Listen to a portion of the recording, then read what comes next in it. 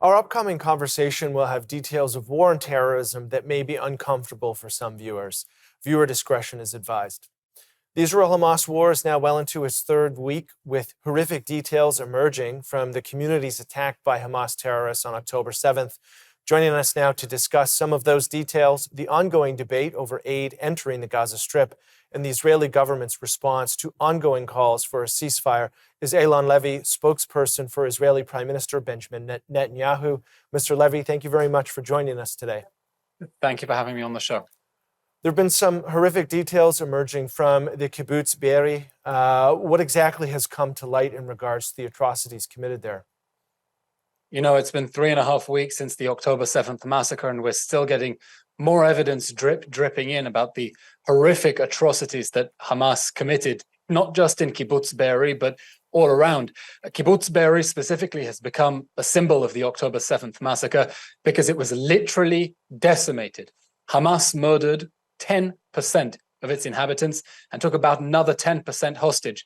And they were murdered in the most brutal way imaginable. The rescue teams say that about 80% of them showed signs of torture before they were murdered. Severe torture. We're talking about people, children, who were literally dismembered, had limbs cut off before they were either shot dead or burned alive. Rescue teams reported seeing children, piles of children, who are cuffed and then burned alive.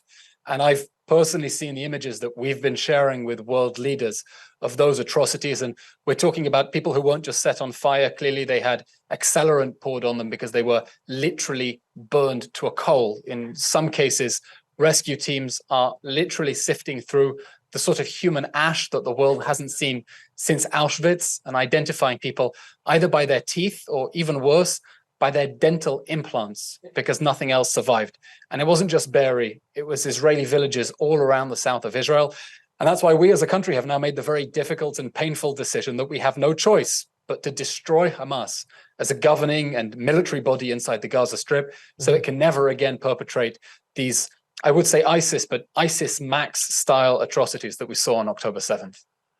And part of that response has included the bombing of an area near or in a refugee camp in Gaza. I know that that Saudi Arabia, Qatar, and the UAE have condemned the bombing.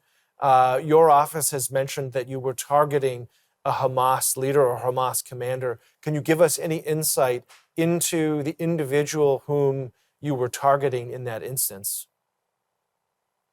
The strike yesterday in Jabalia was against Ibrahim Biara, who is one of the top commanders of the Hamas armed forces, personally responsible for committing the October 7th massacre. And we targeted a tunnel that he was hiding in underground together with many other fighters and Hamas arms.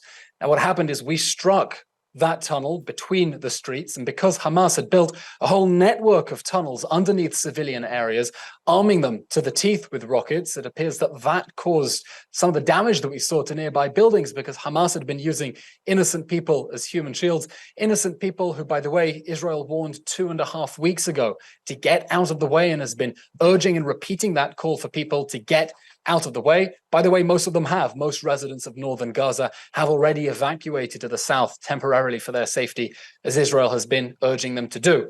We have a very difficult fight ahead. We're going after Hamas. We're going after every commander, every terrorist, every rocket launcher, every tunnel, so they can't be used to perpetrate anything like the October 7th massacre again. The problem is that Hamas has a deliberate strategy and a documented history of hiding behind and beneath civilians, because they know that Israel is going to go out of its way to keep them out of harm's way.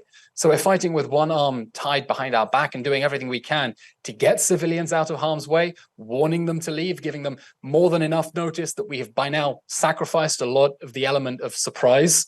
But we want to get civilians out of the way so we can go after the perpetrators of October 7th. They're already threatening they want to do it again and again and again, and we won't let them. Never again means not now, not ever. And we have about 45 seconds before we have to go to break. In regards to those civilians who've evacuated, many have argued that there isn't enough aid getting in, but the president of Cyprus has suggested a sea corridor. Has the prime minister commented on whether or not he would approve of a sea corridor via Cyprus? We want to see humanitarian aid reach the people of Gaza through the border crossing with Egypt, the Rafah border crossing. How that aid is going to reach the land crossing with Egypt, that is something we're working with international partners. We want to see more aid going in. It's important that it reach the people of Gaza, as long as it not reach Hamas, because we're not going to allow the terror group that perpetrated October 7th to abuse the international community's goodwill in order to rearm and restock and continue its genocidal war against our people. Mr. Levy, before the break, we were talking about aid. Another important aspect here is connection to the internet. Elon Musk has offered his Starlink network, specifying that it would be used for verified humanitarian aid groups in Gaza. What is the PMO's position on this? I'm not going to comment on specific offers, other than to say that we will thwart any attempt to provide infrastructure or resources that will be abused by Hamas. Hamas proved itself to be worse than ISIS with the October 7th massacre and declared a war on us. And we're fighting a war to defeat and dismantle that enemy. And we will not allow any additional resources to reach it so it can continue hurting our people. And essentially that would be to ensure that Hamas does not use whatever infrastructure it is, in this case, internet access, to continue to wage its war against Israel, correct? Exactly. I'll give you an example. The last time that fuel went into the Gaza Strip, it went to UNRWA, a UN agency, and Hamas stole it. How do we know that Hamas stole it? Well, the UN very kindly tweeted about it on the 16th of October. It then deleted that tweet under pressure from Hamas. But here's the thing. Hamas is an authoritarian regime.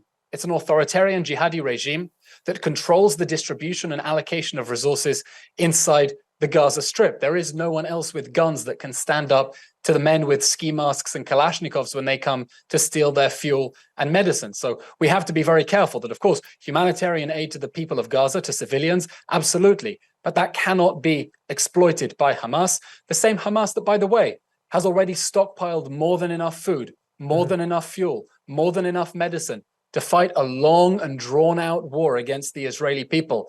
But they're preferring to use it for their military machine. Hamas has 500,000 liters of fuel.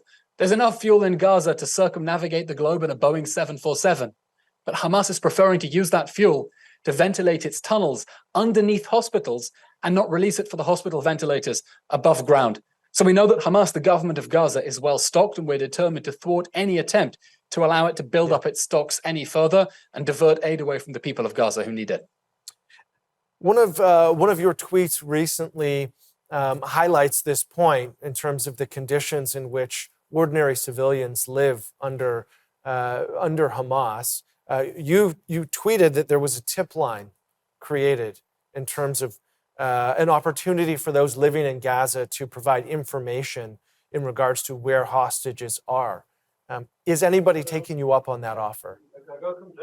I'm clearly not going to comment on any intelligence that we have about the fate of the hostages. And it's important to remember, we're talking about 240 innocent people, including many children, including babies who are literally orphaned by terrorists who murdered their parents in front of their eyes and took them back into the Gaza Strip. Now, we keep hearing from the world that Hamas doesn't represent the Palestinian people. I haven't seen a single protest inside the Gaza Strip against the October 7th massacre. I haven't seen any protests around the world by supporters of the Palestinians against the October 7th massacre. But we certainly hope that there are people of conscience inside Gaza, maybe from the people who entered Israel and worked in our communities, maybe from the people who received life-saving medical aid from Israel over those years.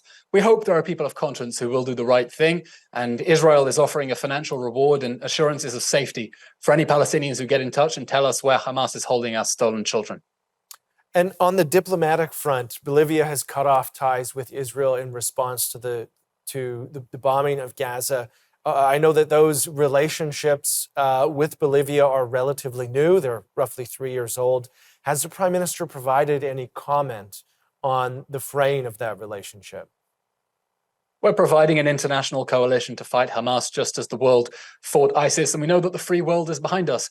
We know the Prime Minister of the UK says he wants Israel to win. The President of the United States says Israel will have everything it needs to win, and the President of France says that we must fight terror without mercy. So we know that democratic nations are on our side, that they know that the forces of jihad and Islamist terror can't get away with it, because if they do, and we tell democratic nations they can't defend themselves, that's telling them that they can do it again. And no country is going to stand up for itself. So I think when the dust settles, we're going to remember which were the nations of conscience that stood by our side in our darkest hour as we fought terrorism, and which nations succumbed to Hamas propaganda and cheap, petty slogans to try to score political points instead of standing on the right side of history and with us as we fight on the front lines of civilization. And we have about 30 seconds here. Can you provide any comment on the concept paper of suggesting moving Gazans to Egypt's Sinai? No, I have nothing to suggest on that. Obviously, we want people to get out of harm's way. We think that the foreign nationals Hamas is holding hostage inside the Gaza Strip by not letting them out should be released. But at the moment, we're focusing on destroying Hamas, destroying that terror organization. And hopefully, one day after this war is over, after the end of Hamas, the international community can help to rebuild the Gaza Strip in a way that will make sure that it is demilitarized and can never be used as a massive launch pad for rockets and death squads against the people of Israel again. Mr. Levy, thank you very much for your time. Thank you.